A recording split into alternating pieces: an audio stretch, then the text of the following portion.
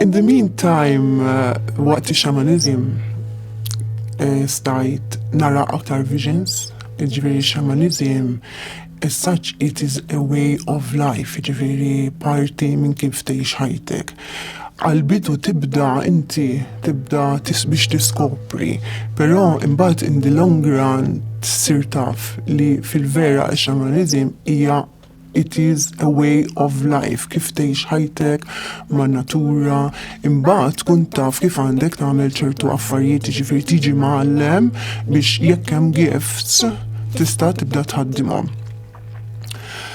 Imbagħad through xamanizm tibda ssaqsi u tibda tiskopri min huma l-spirit guides. Issa kull persuna li titwielet ikollha l-spirit guides magħha u huma qegħdin hemm biex jgħinuna waqt din il-ħajja u once li aħna naċċettawhom u naċċettaw l-għajnuna tagħhom, inkunu qed ngħinu lilhom biex jespandu aktar fl-ispirtu. Ġifieri hija both ways, taħdem both ways. Ma da ma jfissirx li jkun tajjeb biss, ikun hemm ħażen ukoll.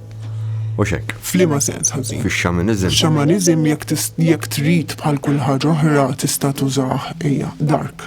Ġifieri hemm shamans li tista' tmur għandhom u jgħinuk titfejja u tista' hemm shamans li jabbużaw bl-affarijiet li jafu u jużaw ħażin f'kollox, dik f'kollox qiegħda, ġifieri anki naf nies li jafu jagħmlu out of body experience, jiena naf nies li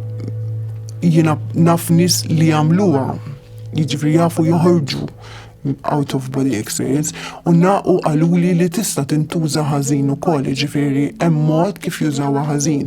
Però di f'kollox magic, hemm il-white magic, hemm il-black magic. Issa mbagħad ovvjament jiddependi inti x'ħatażel li tkun taf jew tkun taf tħaddimha fiha innifisha mhix ħażina, però kif tintuża mbagħad hija ħażina.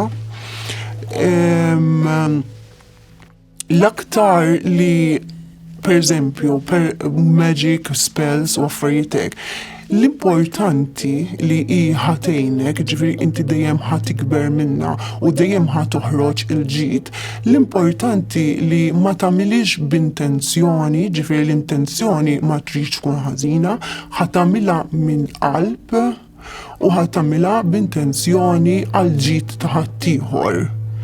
L-istess il-xamanizm waħda it-tribes, per eżempju, li tan-Native Americans kien ikollhom dak li jgħidulu xaman li fil-verità il-natives, speċjalment ta' it-tribe li nsegwi jiena li ngħix l-ħajja l-istess ħajja, jgħidulu medicine man jew medicine woman fejn tiġi magħruf, ġifieri inti tiġi magħruf kemm xi ħadd li għandu dal-gift speċjali li jista' jgħin it-tribe allura ħajmorru għandu.